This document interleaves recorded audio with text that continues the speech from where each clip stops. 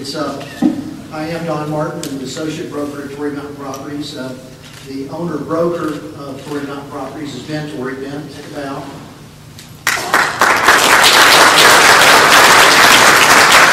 When we sponsored this breakfast last year, I was happy to tell you that we were having a great year. And as it turned out, we had the best year we ever had as a brokerage. I'm equally happy to tell you this year that this year is better than last year. So which is what I wanted to do is just give a very brief market update as kind of an introduction, because people are always asking how is the market really doing. So our guest speaker is going to talk about how the United States and the world is doing, and I'm just going to give a brief microcosm of the real estate market here in North Georgia. You can see this is the less good news. Developed lots are not really moving. Tom pointed out to me before breakfast it wouldn't take very much of a surge in sales to change those numbers a whole lot. I sold one last week, so that would account for a 16% jump in sales. So they're a little slow, but we'll catch up. Land parcels and commercial property are, again, not selling nearly as well as they used to, but they are still selling. Residential property is better. This is the 2010, 11, and 12 year-to-date stats at the top, and you can see that for the first 4 months of the year, sales have increased each year. And if you project those out, and that's a very big if, it were to continue to grow at the same speed, 2012 would indeed be a good year. Not as good as 2005, but certainly a lot better than the last 3 or 4 years. Within Pickens County, the current number of properties listed for sale, and I should caveat all of this. As you can see, this data comes from the First Multiple Listing Service. They're the largest multiple listing service in North Georgia. This data does not include private sales that never went on a multiple listing service, or those few sales that are from Georgia MLS or the Northeast or Northwest boards that are not also on MLS. But it's the best thermometer that's readily available. So we got about 449 residential properties for sale. But look at that, about 63 are under contract. That's about 16%, so that's good. Special are foreclosures, short sales, bank-owned, investor-owned. You can see they account for about 11%. That's much lower than a lot of other markets. And you've also noticed underneath that under contract, we've got about 37. That would mean that if no houses were foreclosed on next month, we'd wipe that out in 2 months. Unfortunately, I checked the progress. That's not a good assumption, so we won't make it. But we can see we are making progress. And it's just always of interest. You can see that we have had some significant properties sell, and all those numbers, dollar-wise, are higher than the properties last year. So take that as a good trend as well. Just over in Big Canoe, our sister community over the hill, which is both in Pickens and Dawson counties, their sales are up so far, and as you can see, they've got about 13 pending today. You go to Bent Tree, which is all in Pickens County. And Bent Tree is only about 1/3 the size of Big Canoe, so you have smaller numbers. You see that sales are actually down, but whoops, wrong way. If you look at the pending today, you'll see that there's 12 pending, which is 150% of the sales. So that number is fixing to change pretty radically. So the bottom line is the market's trying to recover, and we're doing everything we can to help it, I assure you. And we are certainly appreciative of all the people that have chosen to use us for their services, and we hope that when you need real estate services, you'll consider us. My pleasure now to introduce our guest speaker. I first heard Tom many years ago when I was, I think, serving as the Southeast President for the National Defense Transportation Association, and he was speaking at a gathering in Atlanta. Since then, I have imposed on him as often as I dared to come speak to groups, and he has graciously accepted every time that he could, and we certainly appreciate that.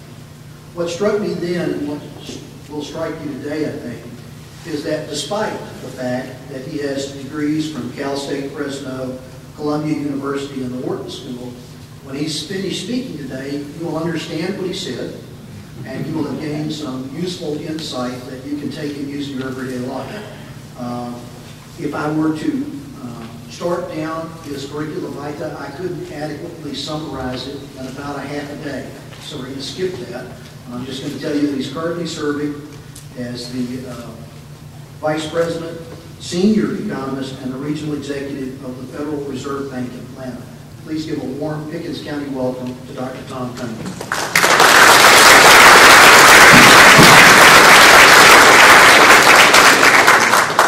Hi. Can you all hear me? Yeah. Okay. Well, since Don laid out the challenge, I'm going to talk about dynamic stochastic equilibrium models today and their impact on kind of how we think about stochastic modeling across children's space. No, I won't. What I'm going to do is wander around to give the people operating the camera something to do and talk about what's going on in the economy. Because of the nature of the times, it's necessary that I give the kind of standard disclaimer that the views I'm about to express are mine alone, not necessarily those of the Federal Reserve Bank of Atlanta or the Federal Reserve System. Make of that what you will. Okay, let me start by kind of talking about where we in kind of Atlanta, and particularly the North Metro area, kind of stand. It's real easy to kind of get lost in sort of day-to-day activities here and lose sight of our interconnectedness with really kind of the rest of the world.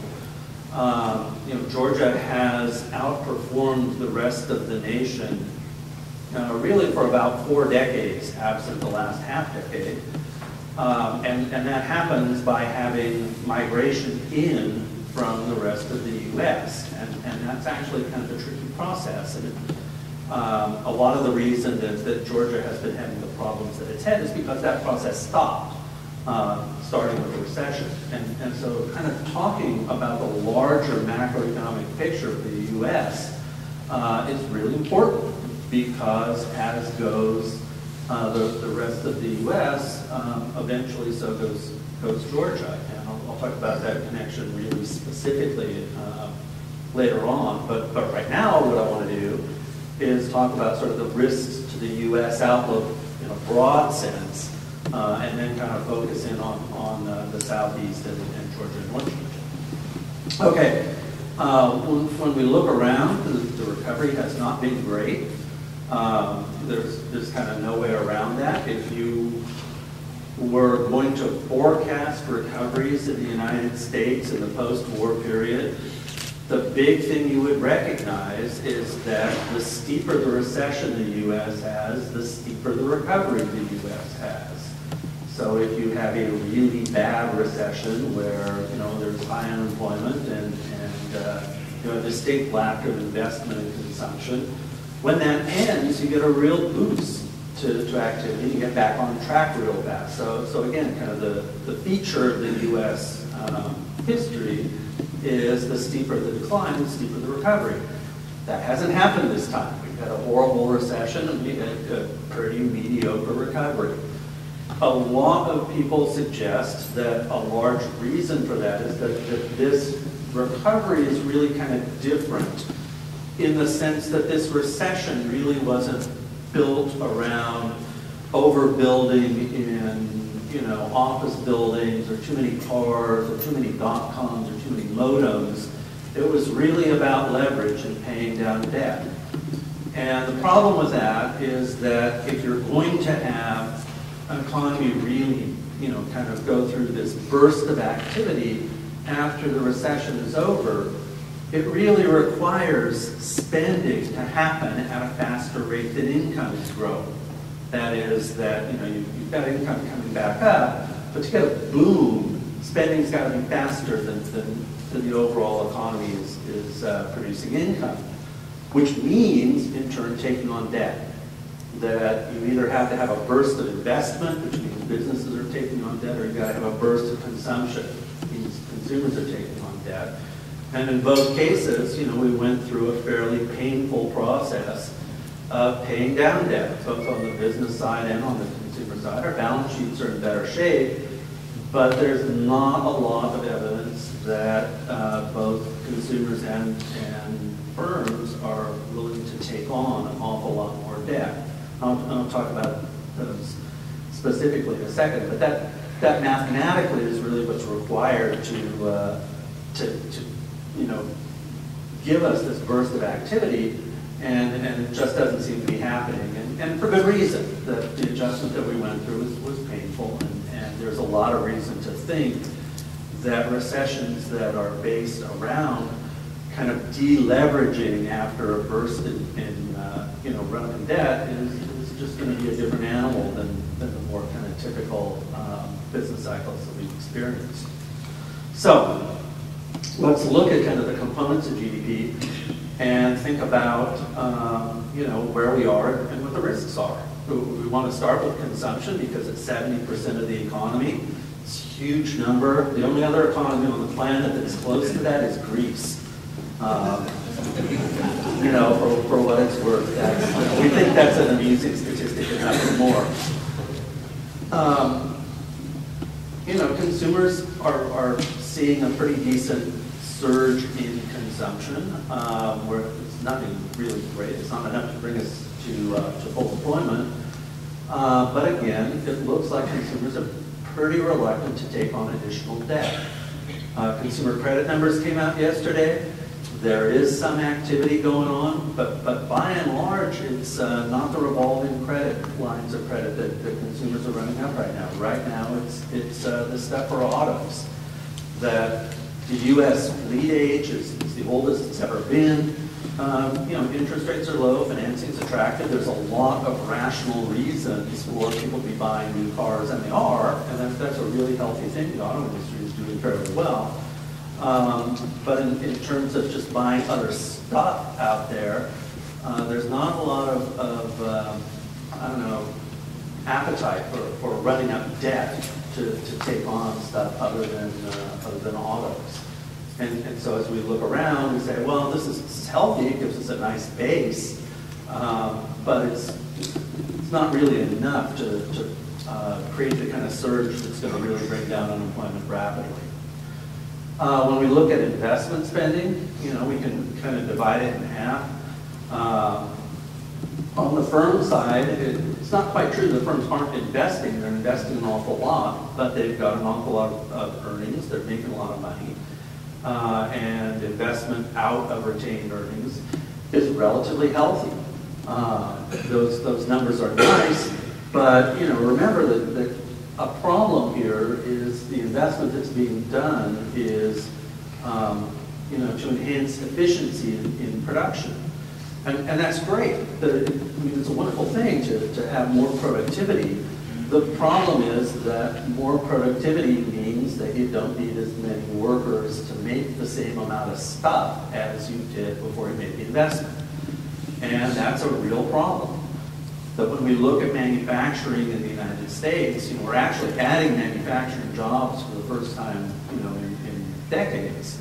But our manufacturing productivity is so much greater than it was that you can produce an awful lot more output without as many workers as you needed in the past. Again, that's a really good thing in the long run because it is what gives us our standard of living.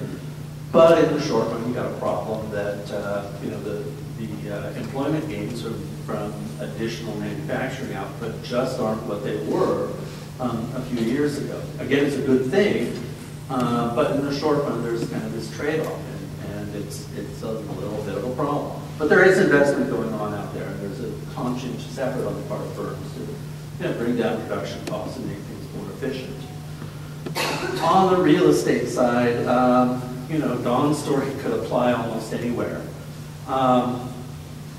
We had a serious overbuilding really around the U.S. And we want to be really kind of careful here when we start thinking about kind of policy responses to this overbuilding. That it's very easy to kind of look at the nightly news or whatever at night and see a problem in real estate. That is that there are foreclosures, there are homes for sale, there are big problems. There isn't a problem in real estate. There are a lot of different problems, and trying to think about a uniform solution across the whole country probably doesn't make an awful lot of sense. That when we think about Georgia, for example, we think about a state that has been attracting people from the rest of the country for a long period of time, and that process stopped. Once it gets going again, we'll probably pick up, and go merrily along the way. We were attracting people from places like Michigan. Michigan, I know last year I talked about Detroit here, so I won't do that again, but to talk about the state of Michigan itself, from 2000 to 2010, the U.S. added almost 10% to the population. The state of Michigan actually lost population, net. I mean, that's not hard to do over a long period of time if you have a positive birth rate. But that is what happened. And so as we think about the process of kind of having too much housing, those for sale signs on news, the housing problem in Michigan was an overbuilding that occurred 80 years ago. The housing problem here is an overbuilding that occurred, a few years ago. And the solutions to those are going to be very different. And it's a little, well, it's cautionary that we're trying to think about solutions to real estate in sort of a nationwide setting when we have very, very different market conditions across the country. And that's something we want to think about going forward. Third thing to think about is government spending. Government spending is really kind of interesting. On the state level, state and the local levels that are supported by sales and income taxes, things are getting better. The economy is recovering. Revenues are up. There's a problem we're going to have, and this is something that all of you in this room should be really kind of aware of going forward.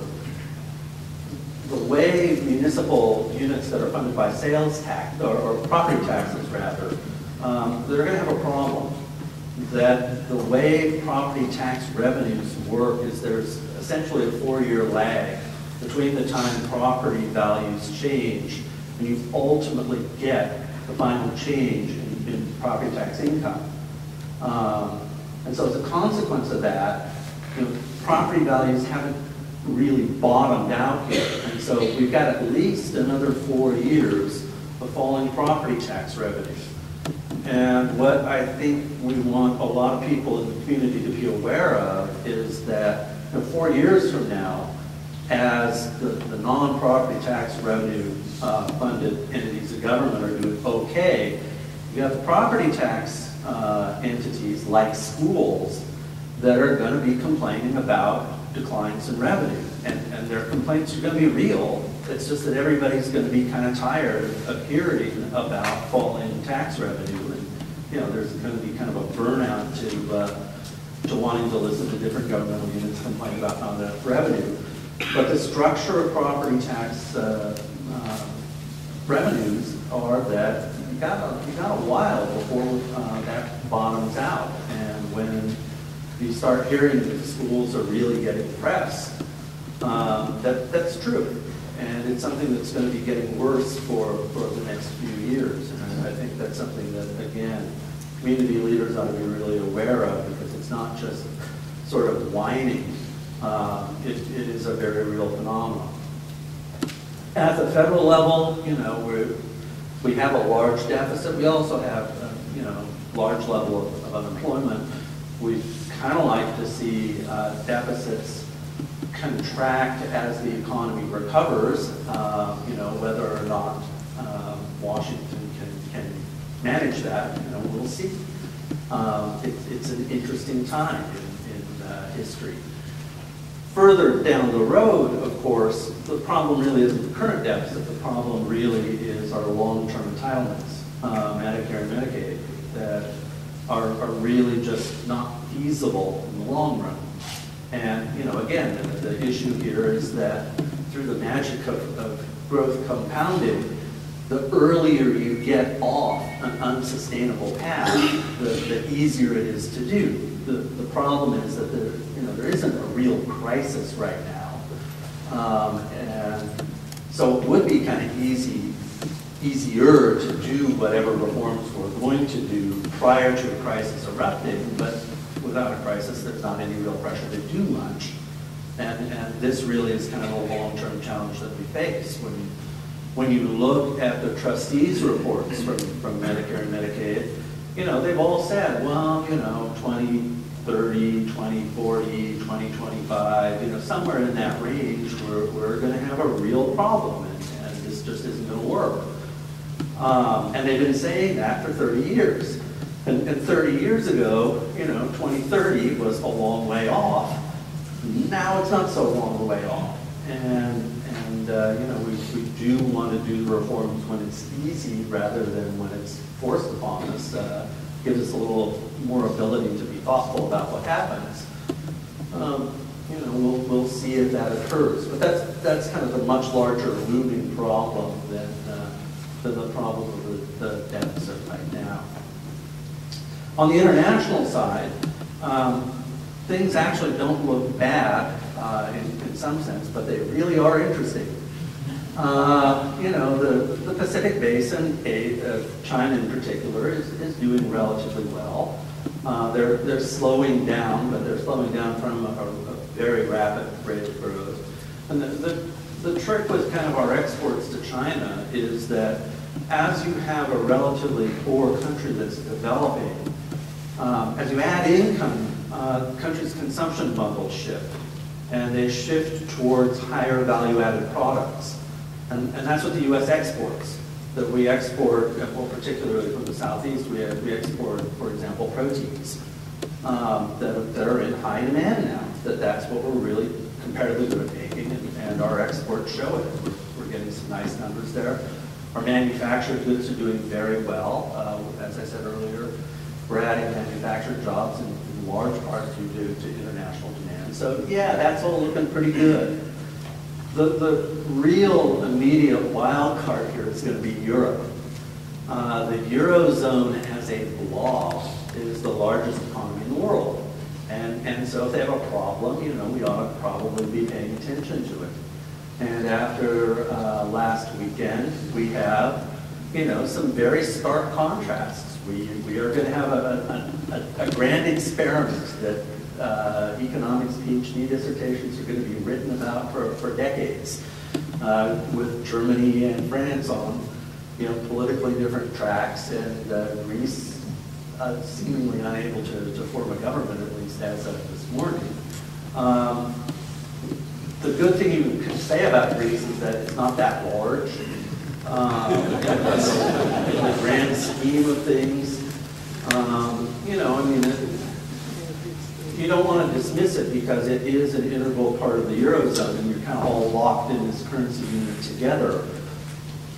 But the real problem, or at least in terms of Greece, because it is so small, isn't that that can't be fixed in just a brute force sense, because somebody could write the check that you know, the rest of the Eurozone is large enough to take that hit. The problem is governance. You know, how you achieve the kind of coordination across sovereign entities in this currency union is going to be a real tough challenge. And you know, maybe seeing the experiments done in Greece is not a bad place to have them done to begin with, just because it is small. And you know, probably better to do the experimenting there than someplace like Spain. But the deep issue is governance, and how that gets worked out is going to be real interesting. And you know, the hands are being played right now as we speak.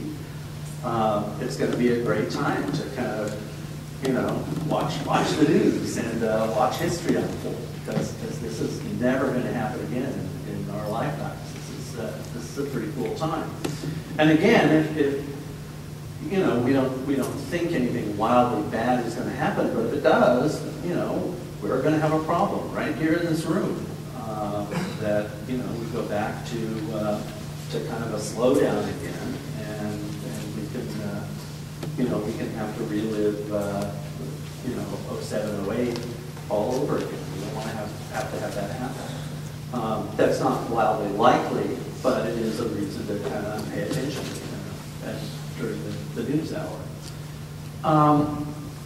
Turning to Georgia and kind of North Georgia, the metro area, the whole trick here again is migration.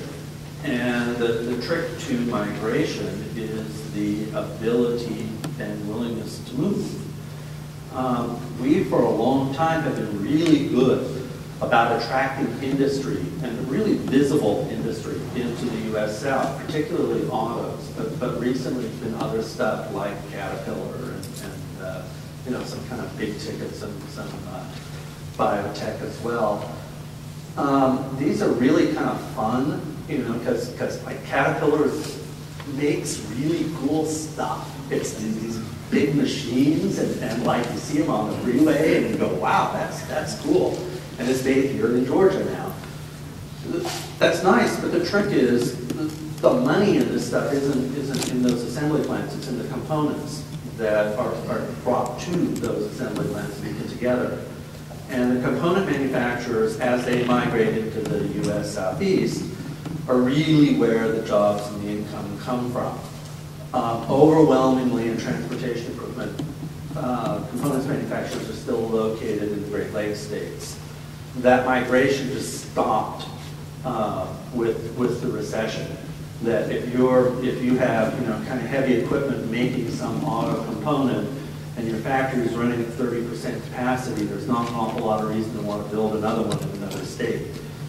Now that manufacturing is picked up, particularly autos, as you are a component manufacturer in Michigan, say, if your plant is operating at capacity or it's antiquated, and you really need to make a major investment, there's a lot of reason not to make the major investment in the location that you're currently in, but rather to move the plant to where your customers are. And overwhelmingly, that's turning into the U.S. Southeast, and that's really the driver here. And it's very visible on the manufacturing side, but the same story is absolutely true on the service side. We think about services as kind of low-wage jobs, but that's not really true. The service sector has the high-wage jobs too. You got a lot, healthcare, and all the intellectual property services. The support behind that is just as wealth-creating as the support behind auto manufacturing. And that whole process, again, the migratory process, is something that is going to start gearing up again as the U.S. economy recovers. And as a consequence, the U.S. Southeast and North Georgia in particular are going to benefit disproportionately from that process. So we're a little behind, in terms of overall economic activity, just because it is a lagging process. You've got to get everybody else up to speed, and then they'll come move here.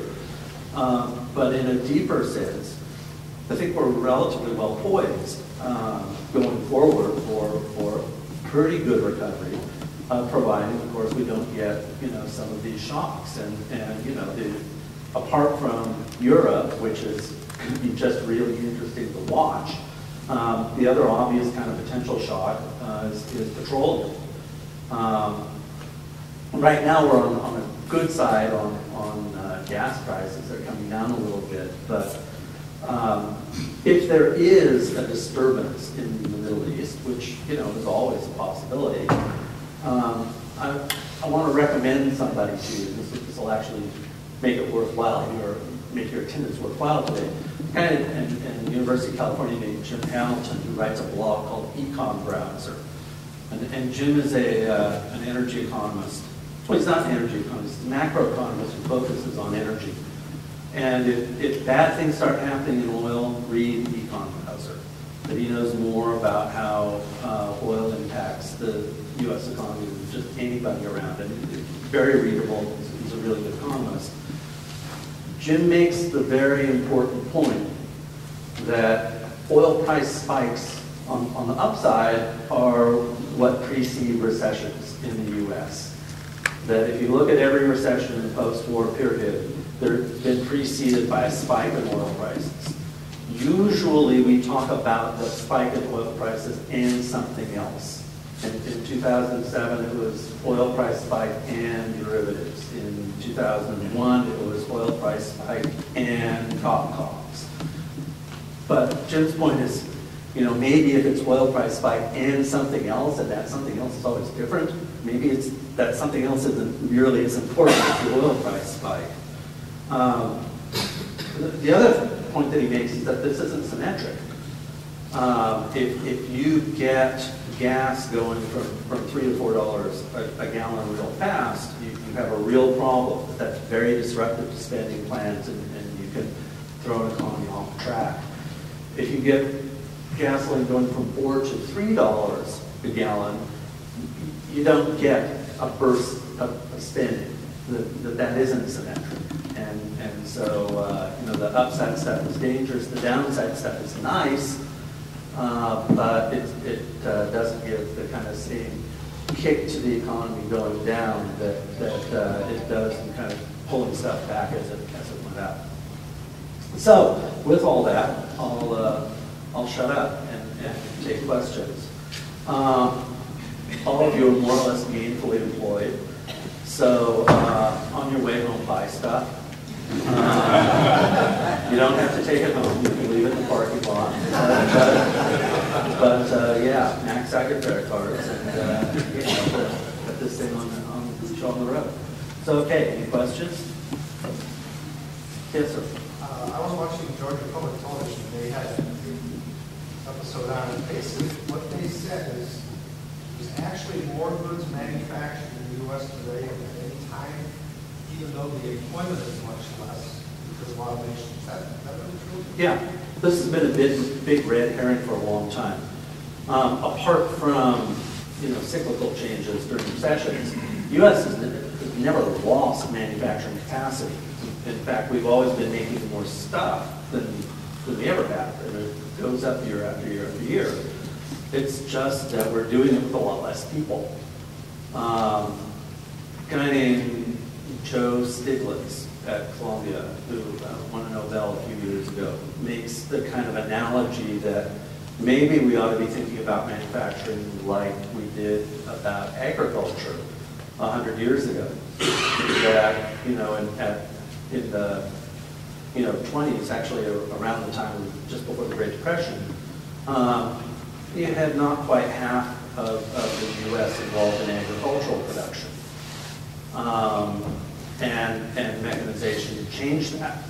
And now you have loosely 1% of the population involved in agriculture, but we make more food than we've ever made. During the Depression, a lot of people said, oh my God, all our farmers are going away. How are we going to eat?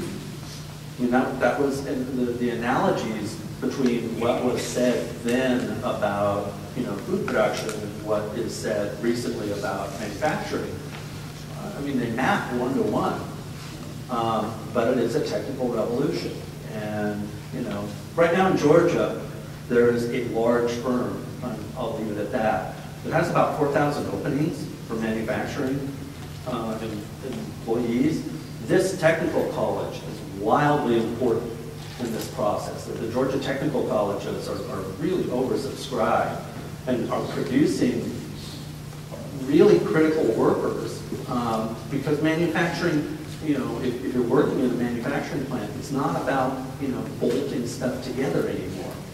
It's about watching a computer that's controlling the machine that's making another machine. And you've got to have serious math and some robotic skills to do that. And that is what manufacturing is now.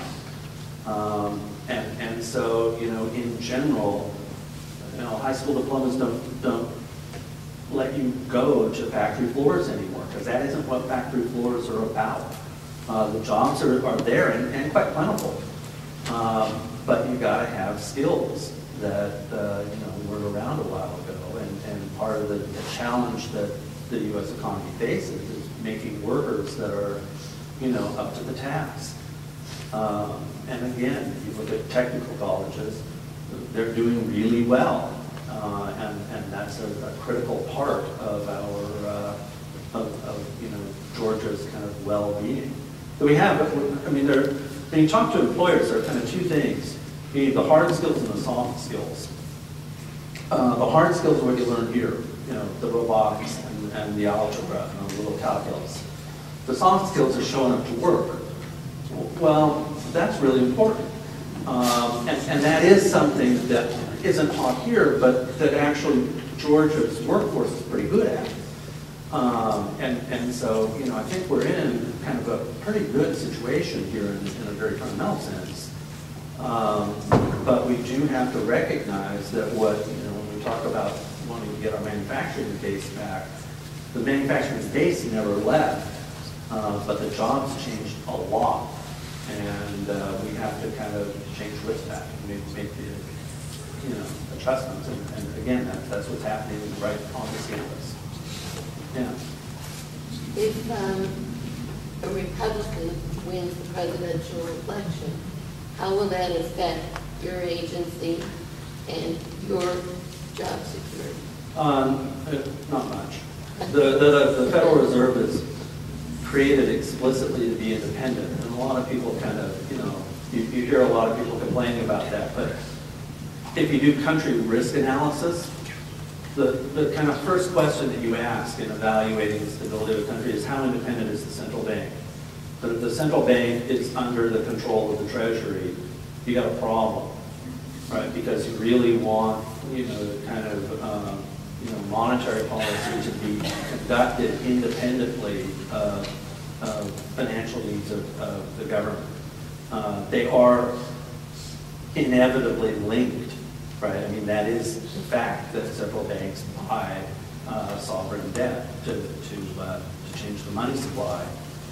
Having that done at formal arm's length is very important for stability, and that's why pretty much all central banks in industrialized countries are independent of their treasury. And so, no, we're not likely. I mean, we're always going to get yelled at. But the Fed, there was this period during the Greenspan years when the Fed was popular, but that was wildly unusual. That we always are not a group that anybody likes. And that's fine with me. As long as people on the left and the right both hate us, we're doing fine. Right? It's just, when one side gets a little too cozy, that's a problem. But as long as both sides hate us equally, we're good. So. I know that there's several more questions, but if you don't mind, we can bring. Yeah, no problem. Yeah.